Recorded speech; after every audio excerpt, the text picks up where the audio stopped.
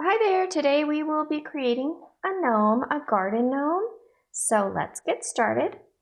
We are going to create an oval shape first, just like that. Now at the top of the oval shape, above it, a little bit to the right, we're going to put a dot. And we are going to use that as a guide for when we make her hat. So we start around the middle of the oval, we come up, and we touch the dot. Do the same thing on the other side with your curved line, just like that, nice and pointy.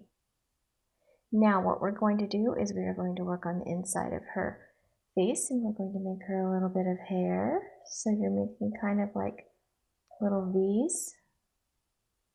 And then her eyes are kind of wide set and low on her face. Little tiny eyebrows right above her eyes. Little tiny nose and a smile to the side. Oh, she's already looking very cute. All right, now we're going to make her body, and their bodies are very simple. Gnomes' bodies are very simple. So you come down, soft edges, and then you come back up.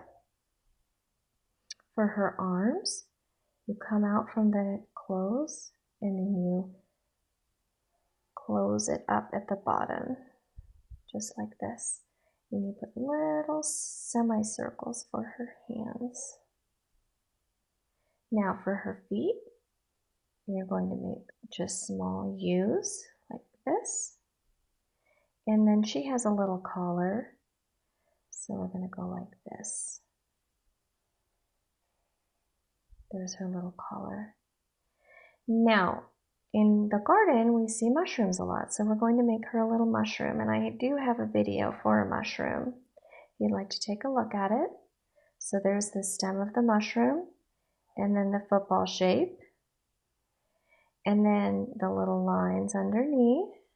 Now, this is pretty small. I'm not sure if the camera's picking it up, but I'll make it anyways. With some dots and a little bit of grass sticking out from the mushroom. There you go. There's your little garden gnome. Thanks for watching. Bye.